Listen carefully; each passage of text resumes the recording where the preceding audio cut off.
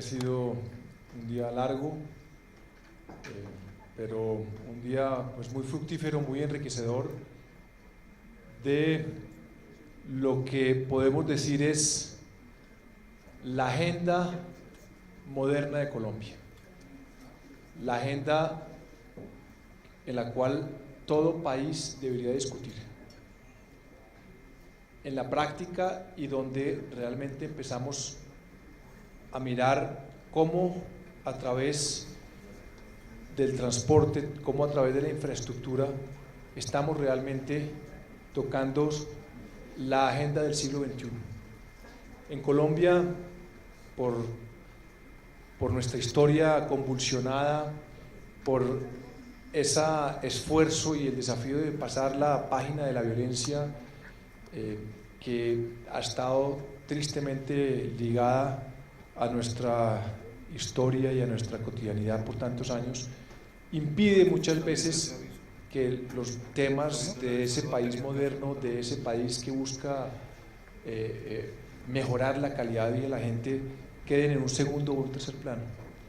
Y lo hemos visto con el proceso de paz, hemos visto lo difícil que es negociar en medio del conflicto, pero más allá de esos esfuerzos que son muy difíciles, que tienen estas coyunturas tan trágicas, impiden muchas veces que abordemos temas de largo plazo, temas que necesitan toda nuestra concentración y todo nuestro esfuerzo si realmente queremos ser un país mucho más competitivo, mucho más moderno.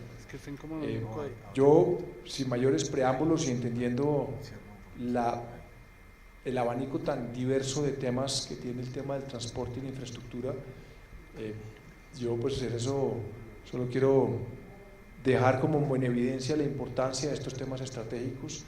Le comentaba a la ministra Iris Sotoboche que esta es la verdadera agenda de largo plazo de Colombia y va a ser cada vez más, se va a ir posicionando en la agenda del país a medida que el tiempo va avanzando. Es decir, el tiempo es el mejor aliado de esta agenda del nuevo país o de la agenda de la competitividad. En la medida que el país empieza a ver las obras, en la medida que el país empieza a ver cómo se le empieza a cambiar la vida a los territorios, a las empresas, al transporte de la gente en las ciudades, pues vamos a empezar a darnos cuenta la importancia de los esfuerzos que están haciendo o que está haciendo hoy en día el gobierno. Lleno de desafíos, lleno de problemas, en un país complejo, con todo tipo de instrumentos, de mecanismos de participación, de mentalidades a veces difíciles para sacar adelante grandes proyectos, pero que ustedes han padecido a todos los niveles. No quiero hacer la enumeración infinita de dificultades y de proyectos que han estado enredados y que les ha tocado a ustedes buscar fórmulas y buscar muchas veces el camino menos malo, como el caso del túnel de la línea, que son megaproyectos que muchas veces terminan enredados por diversas razones, pero que tienen que avanzar de alguna manera. Entonces, pues en eso, ministra, me alegra mucho este espacio, este foro que trata de profundizar y de ver un retrato de dónde estamos y sobre todo para dónde vamos, de tener esa visión, de levantar la cabeza y mirar un poquito cuáles son los temas que se perfilan. Ministra, ¿cómo ve usted hoy el tema de la conectividad, digamos, el transporte multimodal? Estamos hablando que hoy en día no solo se habla de las carreteras, de las 4G, sino estamos paralelamente hablando de navegabilidad, estamos hablando de vías férreas, estamos hablando de nuevas concesiones en los aeropuertos, una ampliación en distintos aeropuertos, y eso pues no puede ser esfuerzos aislados, no puede ser que a todas las ciudades hay que hacer un esfuerzo por ampliar el aeropuerto, sino todo tiene que llevar una interconexión y un sentido estratégico de por qué se conecta una región con otra. ¿Cómo tiene concebido usted, digamos, desde una perspectiva, digamos, bastante general para introducir esta primera pregunta, esa visión como estratégica multimodal hoy en día en Colombia? Pues la pregunta. Bueno, realmente, Alejandro, el tema del multimodalismo es una de las apuestas grandes de este gobierno. El presidente Santos le jaló al tema del multimodalismo desde muy temprano. Y digo que lo hizo así porque desde el momento de la planificación, en los primeros 4 años de gobierno y desde la puesta en marcha del primer Plan Nacional de Desarrollo, se fijó como política clara de gobierno el trazado hacia utilizar todos los modos de transporte en Colombia, que hoy principalmente, y todavía estamos así, lo hemos discutido aquí en este foro, están centralizados en el modo carretero como principal. Pero a través de esa planificación y a través de esas inversiones que hemos venido comentando y que hemos venido informando y discutiendo el día de hoy, hemos visto cómo no solamente invertimos en el modo carretero a través de las inversiones en obra pública, a través de las inversiones en el proyecto de cuarta generación, a través de las inversiones que hacemos en la red secundaria, en la red terciaria, sino también que le hemos apostado a inversiones en el modo aeroportuario, a inversiones en la navegabilidad del río Magdalena como el principal, pero vendrán más, a las inversiones en el modo férreo, unas mucho más avanzadas que otras. Proyecto claro estructurado de la cuarta generación, que hemos hablado de los 47 billones de pesos, más de 7.000 kilómetros de vías, estructuradas desde las APP públicas y desde las APP privadas, que ha sido el impulso que le hemos venido dando en los últimos meses y que va a tomar fuerza mucho más allá de lo que estamos viendo ahora mismo. Ese gran proyecto nos va a traer enormes avances en materia de red nacional, pero también en materia férrea ya nosotros hemos venido revisando todas las iniciativas privadas que se vienen presentando. ¿A partir de qué? A partir de inversiones en la recuperación de la red férrea que viene haciendo el gobierno nacional, de manera que podamos incentivar que esos privados vengan y nos ofrezcan esos grandes proyectos que hemos visto. Aquí hemos hablado de 4 iniciativas privadas que tenemos en férreo solamente en Bogotá. Estamos hablando de la recuperación de la red férrea que va desde La Dorada hasta el Chiriguaná, con una desviación incluso hacia Barranquilla. Hemos escuchado aquí el tren de cercanías entre Barranquilla, Santa Marta y Cartagena. Para que eso sea una realidad teníamos que haber tenido lo que se hizo del principio de este gobierno: instituciones fuertes, instituciones sólidas, con buena regulación, que nos permitan avanzar en el conocimiento, pero también en las necesidades de lo que quiere el país hacia afuera, hacia más adelante. Y por supuesto, poner en marcha el programa, tomar la decisión de invertirle recursos. Y esa decisión de invertir recursos se tomó desde el día 1 de este gobierno. Por eso que es importante hablar de una política clara, trazada.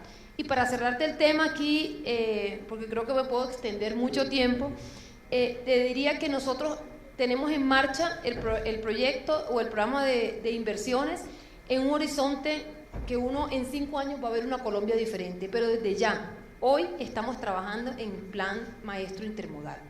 Y cuando hablamos del Plan Maestro Intermodal, recoge todo lo que estamos haciendo hoy en día, cuáles son esos baches que faltan, realmente que es mucho, en un horizonte no inferior a 15 años. Es decir, de 15 años en adelante, ¿qué va a pasar en este país? Nosotros ya estamos visualizando que el reto es hacia la conectividad entre la red nacional y la red local en todos los modos de transporte. Y por eso, en las inversiones que estamos haciendo en materia aeroportuaria, por poner un ejemplo, no solamente son las concesiones de los aeropuertos grandes, también estamos apostándole a la conectividad regional con los pequeños aeropuertos regionales. De manera que aquí el tema da para un debate muy amplio. Sí, digamos que esto, digamos, hay tanto tema, pero el tema de las APPs, si uno diría a un horizonte de, digamos, de este gobierno, 3 años vista, 4 años y 3 años vista, las APPs son una realidad, digamos, irreversible. Digamos, este país como es el país de los proyectos y de los renders y de, no todo, digamos, yo como periodista Si les contara los renders que he visto en los últimos 15 años, este país parecería Zúrich, y nada de lo que uno ve termina haciéndose, y finalmente creo que ya estamos como en un punto de quiebre donde se están empezando a ver las cosas producto un poquito de lo que está mencionando. Esa nueva herramienta, ese instrumento fundamental de las APPs, en la práctica uno podría decir, uno, es una realidad irreversible, dos, hay la posibilidad, digamos, de cuál es el ritmo o la dimensión de las APPs que uno podría tener de una manera realista al año para digamos, lo que queda de este gobierno. Digamos, ustedes, como desde una perspectiva realista uno podría decir, estamos en condiciones de adelantar 5 APPs al año, 25 APPs al año. ¿Cómo es, digamos, la magnitud de ese instrumento en la práctica de las obras o de los proyectos? La APP se ha vuelto una herramienta muy fuerte,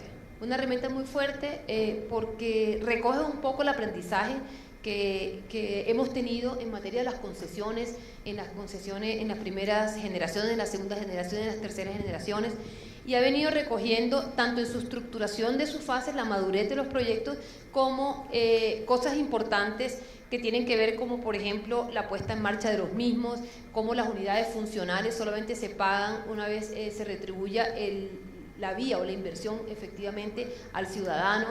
Eso hace que nos garantice un mejor éxito de lo que han tenido las concesiones anteriormente. Las concesiones existen hace mucho rato en Colombia y en el mundo. La gran diferencia entre lo que teníamos en las concesiones anteriores y lo que tenemos ahora en APP es las diferencias entre el momento en que hacemos la inversión, el momento en que retribuimos esa inversión, en la calidad de la misma, en la madurez de los proyectos, en la planificación de los mismos. Ese es como el primer aspecto importante en la materia de reglamentación digamos, o marco regulatorio. Y hacia el dinamismo que ha venido teniendo, es claro, el gobierno primero le apostó a las públicas, es claro, tenía que incentivarlo, tenía que mostrar el ejemplo, tenía que apostarle los recursos, y así lo hemos hecho con las dos primeras olas. La primera, que ya está adjudicada, que son los 10 proyectos, aproximadamente de unos 12 billones de pesos, y el segundo tanda de proyectos, que estamos en 11 billones. Y ya se nos acaba un poco la gasolina. Entonces nos preguntamos, ¿y cómo vamos a llegar a los 47 billones de pesos o los 20 billones de dólares que tanto hemos hablado? Pues en estas épocas, digamos, bajas, donde tenemos casi que tenemos recursos fiscales, pero que se nos van agotando un poco, qué bueno que Colombia haya estructurado proyectos, y qué bueno que podamos, dentro de la economía, jalonarla con los proyectos y que los privados puedan apostarle a eso. Nosotros lo que estamos viendo es que desde el sector de infraestructura estamos listos, tenemos 16 APPs privadas ya en materia vial solamente, listos para poder impulsarlos adelante. Estamos aprendiendo desde el hoy gobierno. En día hay 16 APPs aprobadas o preaprobadas. ¿En qué estado están esas APPs privadas, que son las que me refiero? Tenemos en 3 fases, 5 de ellas están aprobadas ya, 2 de ellas adjudicadas y firmadas, y 3 que están en proceso. ¿Cuáles serían esas 2? Bueno, tenemos Chirajara Villavicencio, que ya la tenemos, ayer recibimos que no hay ningún tipo de ofertas, y pronto estaremos firmando contratos. La adjudicación se hizo el día de hoy, ya está listo. Y tenemos la primera APP que se aprobó, que fue la malla vial del Meta también. Tenemos 3 más, que tenemos Antioquia Bolívar, tenemos Córdoba Sucre, tenemos, bueno, el listado es enorme. Entonces son 5 aprobadas, ¿y cuántas en proceso, digamos, de aprobación con posibilidad de éxito? Son las primeras 5 por 5 billones, completamente aprobadas, y en etapas. Recordemos que hay una etapa en que hay una fase en que se publica, 2 adjudicadas. Tenemos 5 más en etapa de factibilidad, próximas a entrar al Ministerio de Hacienda y Planeación para las respectivas aprobaciones, que en el curso, en los próximos 2 meses estamos anunciando ya sus adjudicaciones. Y tenemos 5 más o 6 más que tenemos una etapa de prefactibilidad. Eso significa, nosotros este año, si tenemos un impulso como el que venimos teniendo, también con el apoyo de los privados, recordemos que toda esta estructuración viene de la inversión completamente privada, nosotros podríamos impulsar eso. Estamos listos nosotros, el sector transporte. El llamado que hacemos es que como gobierno, tanto el Ministerio de Hacienda como Planeación, que ha sido de mucha ayuda, pero sobre todo el Ministerio de Hacienda, tenga un ritmo bastante acompasado del que nosotros tenemos en el Ministerio de Transporte. Eso nos va a ayudar muchísimo. Bueno, uno de los grandes, una de las grandes preocupaciones que hay hoy frente a todos estos proyectos es el cierre financiero. ¿Cómo están consiguiendo la financiación los privados? ¿Qué porcentaje de financiación? Pues ¿cómo ha estado, la participación de los bancos y los fondos extranjeros para ese cierre financiero que muchas empresas, dada la magnitud de lo que está en juego y los términos de los contratos, había cierta dificultad? ¿Cómo va ese cierre? Bueno, la primera ola, que son los 10 primeros proyectos, estamos ya en la parte preoperativa y el cierre financiero se acerca hacia el primer semestre de este año. Y ya con esto visualizamos que hay una mayor tranquilidad en el sector. La primera que teníamos era la incertidumbre si los proyectos podían cerrar. Los proyectos cierran, no solamente con los recursos fiscales, sino con los ingresos que provienen también de los peajes y por supuesto con los esfuerzos privados. ¿Qué hemos venido viendo? Un comportamiento de la banca importante. Hemos venido viendo también, recientemente pues el presidente estuvo en la asamblea de Asofondos este fin de semana, la semana pasada, el viernes, y allí lo que vemos es ya un despertar de los fondos de pensiones que por naturaleza deberían financiar este tipo de proyectos a largo plazo. Los fondos de pensiones tienen los recursos de todos los colombianos hacia un largo plazo y estos proyectos son proyectos seguros. El llamado que le hizo el presidente, que le hacemos a los fondos es acompáñenos, y ya vemos un despertar en ese sentido como capital de riesgo.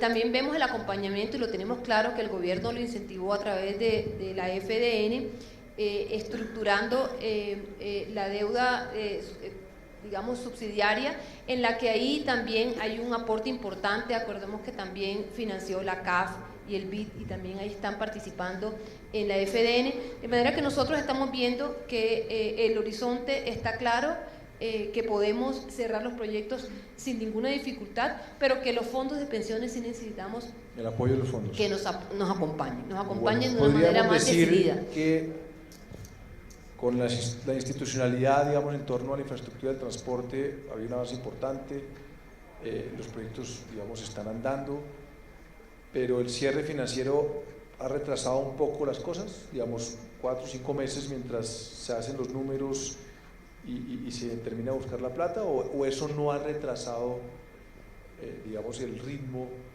de estas grandes inversiones. No, en lo absoluto. Nosotros no tenemos ningún retraso en el proyecto de cuarta generación. De hecho, adelantamos los plazos para firmar los contratos, y eso significaba adelantar las obligaciones por parte de los concesionarios, los privados, y la apuesta de los recursos. Recordemos que para poder firmar el acta de inicio de estos contratos tenían que fondear una parte de los recursos y tenerlos dispuestos, y significaba tener una exigencia de recursos por parte de los concesionarios privados. El cronograma en marcha, no tenemos ningún tipo de retrasos, y ya las obligaciones están sobre los concesionarios. Nosotros los estamos acompañando, y lo estamos acompañando desde la confianza pública también, lo estamos acompañando en articulando esos esfuerzos también. Si uno pudiera preguntar cuál es el mayor problema que hoy en día tienen estos proyectos de infraestructura para llevarlos a cabo, ¿cuál sería?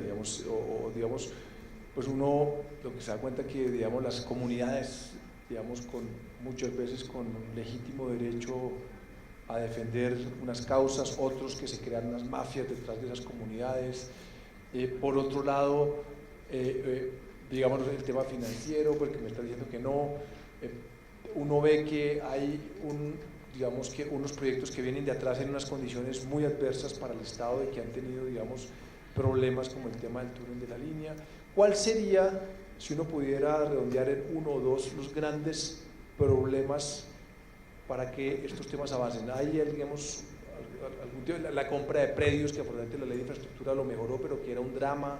Uno podría identificar algún gran problema o dos grandes problemas que sigan dificultando la ejecución de los proyectos. Hemos venido cerrando. Realmente uno decir que hay uno o dos es un cúmulo de cosas que hacen que los proyectos efectivamente sean realistas, que se pongan en marcha. Primero, una buena estructuración, una buena contratación, una buena escogencia de los concesionarios. Eso es parte de la gran garantía.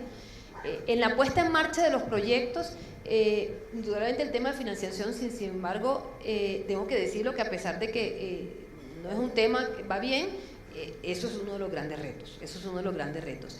Y el otro, yo podría decir que sería efectivamente ponerlo en marcha en la ejecución. ¿Y cómo lo ponemos en marcha en la ejecución? Con el dinamismo completo a través de la integración intersectorial. Estos proyectos atraviesan, como lo bien dijiste, por dificultades ambientales, por dificultades, o más de dificultades, por trámites ambientales, por trámites sociales, por trámites prediales, por trámites de comunidades. Entonces, una de las grandes, digamos, articulaciones que se deben hacer aquí es la transversalidad en estos temas. Hemos venido dándole soluciones uno a uno, no solamente con la ley de infraestructura, con la ley que impulsamos a finales del año pasado en materia de agilizar las negociaciones prediales, las consultas previas. Eso es realmente la puesta en marcha, uno de los temas más álgidos que tenemos en los proyectos, con resultados, con apoyos normativos que venimos haciendo, pero la articulación es absolutamente necesaria. Bueno, dos preguntas finales, ya que tienen que ver más con temas urbanos, pero que son temas nacionales. El primero es el fenómeno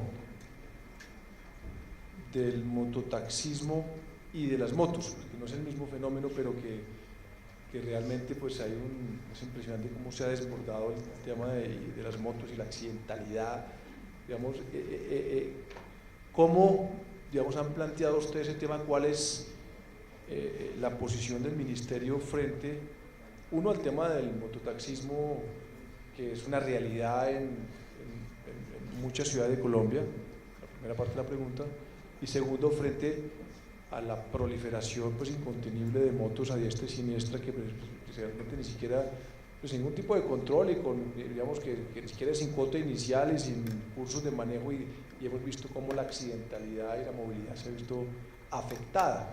Tiene grandes beneficios, sin duda, es muy democrático, pero pues genera también ciertos riesgos. ¿Cómo es esos temas? Sí, en cuanto al tema de las motos, también lo venimos comentando aquí, el crecimiento exponencial que ha tenido ha sido todo. Unas cifras importantes, de 11 millones de vehículos que hacen parte del parque automotor en Colombia, poco más de 6 millones son motos. Eso quiere decir, estamos hablando del 60% de nuestro parque automotor o de toda la capacidad que tenemos en Colombia, son las motos. Y eso en materia de cifra, en materia de accidentalidad, pues es mucho más alarmante. El crecimiento sigue siendo exponencial, y eso se convierte en uno de los principales modos de transporte de los colombianos, pero también empiezan a verse, o ya se ven con mucha claridad, fenómenos como el mototaxismo en algunas ciudades claras en la costa. Es evidente en el tema en Montería, en Sincelejo, en la misma Barranquilla, que he venido solucionándolo, en donde hay unas situaciones económicas donde la respuesta del transporte no es tan efectivo, o de pronto donde la informalidad ha crecido más, se ha visto la penetración muy clara del mototaxismo. ¿Nosotros qué estamos haciendo alrededor de esto? Uno, hemos dicho que ya tenemos en curso un proceso para la caracterización del fenómeno del uso de las motos como un medio de transporte en Colombia, porque entendemos que el mototaxismo es una realidad social, porque entendemos que además es un problema social, y que no podemos partir de la base, no solamente de la regulación, sino también de la verdadera transformación de las ciudades y el acompañamiento con proyectos realmente que nos permitan llevar eso hacia realidades económicas de quienes derivan su sustento de este medio de transporte. Y la otra parte es que desde el punto de vista de la regulación también estamos pensando en la seguridad, ya no del mototaxismo, sino el uso de las motos. O sea, ¿qué debemos nosotros hacer desde el punto de vista de la regulación para que tengamos unos mejores índices de seguridad?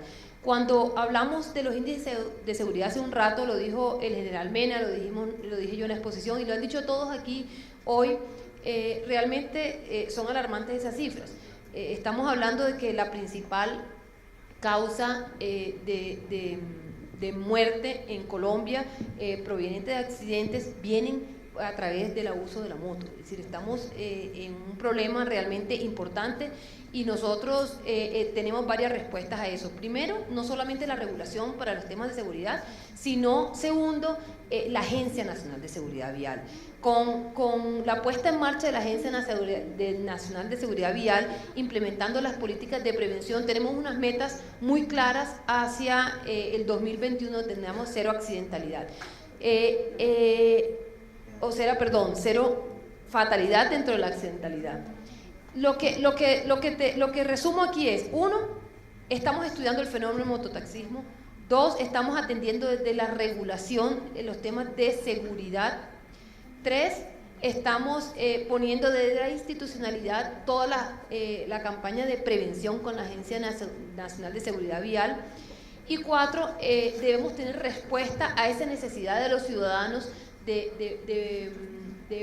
a través de los transportes masivos, de los transportes colectivos, incentivándolos para que realmente ese sea el modo de transporte por excelencia en Colombia. Hoy le estamos financiando recursos importantes desde el gobierno nacional, desde el gobierno local, a los transportes masivos, a los estratégicos que estamos poniendo en marcha, a los integrados, y ese debe ser el derrotero a seguir. Las cifras pues así lo indican y pues nos determinan claramente la movilidad de los colombianos hacia dónde debe ir. Bueno, hay todo tipo de preguntas sobre esos sistemas integrados de transporte en las distintas ciudades y lo que ha pasado con los transmilenios, por ponerle una palabra apropiada, en Bogotá, en diferentes regiones del país, que hay todo tipo de problemas. Pero bueno, no hay tiempo para eso y yo remato con una última pregunta que tiene que ver precisamente con el tema de regulación que estaba comentando ahorita. Y es el tema, que no sé si ya lo tocaron o no, el tema de los Uber, que yo creo que es un tema sensible, pero pues entre más sensible y más relevante es más periodístico. Entonces eso se vuelve, y cuidado que esto está en streaming y todo, entonces hay que tener cuidado con todo lo que se dice con esto. Y ahí se despierta todo tipo de sensibilidades, como es natural y como ha sucedido no solo en Colombia, sino en todo el mundo. Bueno, pues hemos visto el debate, ha habido los planteamientos, hay pues una pasiva producto regulatorio en un tipo de aplicaciones, y mientras tanto pues los Uber son ilegales, ha quedado claro. ¿Cuál es el futuro, digamos, y cómo el Ministerio se está preparando para estos desafíos de las nuevas tecnologías dentro de unas reglas del juego claras y dentro de un sentido de la equidad frente a los que hoy en día están prestando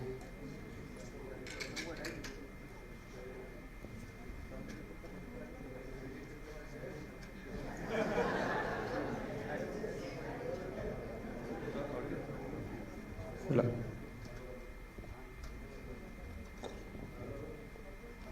¿Aló? Bueno, yo les estaba diciendo que era un tema sensible, pero no me imaginé que era tan sensible. Entonces, bueno, ya veo que recogí el sentido de la pregunta, ministro. Bueno, sí, el tema de estas plataformas tecnológicas realmente, pues creo que se ha estigmatizado mucho. Realmente el ministerio, lo que hacemos nosotros desde el punto de vista de la regulación es habilitar empresas. Nosotros regulamos servicios, habilitamos empresas, determinamos condiciones de la prestación del servicio, habilitamos vehículos, determinamos las condiciones tarifarias o por lo menos la reglamentación para que las autoridades locales, en el caso del transporte individual, determinen las condiciones tarifarias. Eso es lo que nosotros nos preocupamos y lo que nos corresponde como autoridad. Lo que ha venido ocurriendo es que ha habido una invasión en todos los medios de transporte, no solamente en el transporte individual, desde el especial al individual, en el urbano, en todos los tipos de transporte, en el intermunicipal, ha habido una invasión de uno, y aquí se ha hablado de limitación de los diferentes modalidades de transporte. ¿Nosotros qué vemos? Vemos claramente que hay un ciudadano que está reclamando por un nicho especial de un servicio y que vemos que está exigiendo condiciones de seguridad, está exigiendo condiciones de calidad, está exigiendo condiciones en tecnología, está exigiendo condiciones en forma de pago. Eso no quiere decir que no lo podamos hacer o que no estemos preparados en Colombia para hacerlo. Lo que tenemos que hacerlo es de manera adecuada, que atienda a las necesidades de ese usuario, de ese nicho de mercado o de ese grupo económico que está exigiendo esa regulación. ¿Y por qué nosotros no lo hemos hecho antes? Tal vez no se había presentado la necesidad, tal vez no se había identificado claramente. Lo cierto es que hoy está sobre la mesa, ha sido como uno de los temas álgidos. Pienso que lo que hay que avanzar es en la regulación de los niveles de servicio.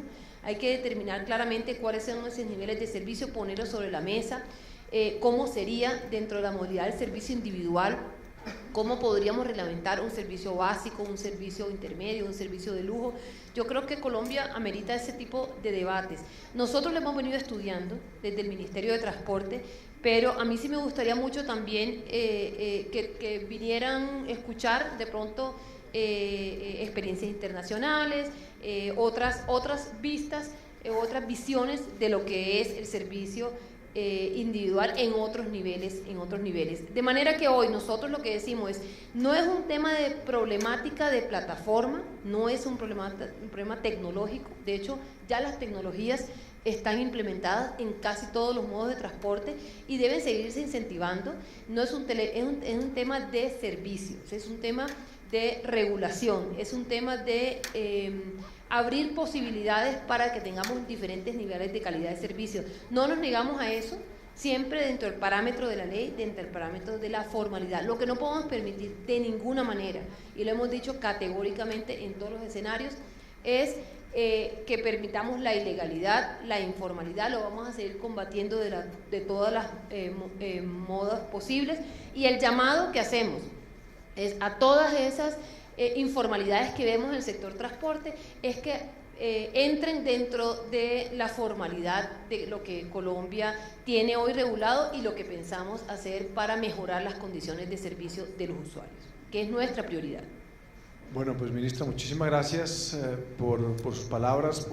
Desafortunadamente, pues esto son pequeñas pinceladas de un tema que abarca gran parte de los desafíos que tiene este país.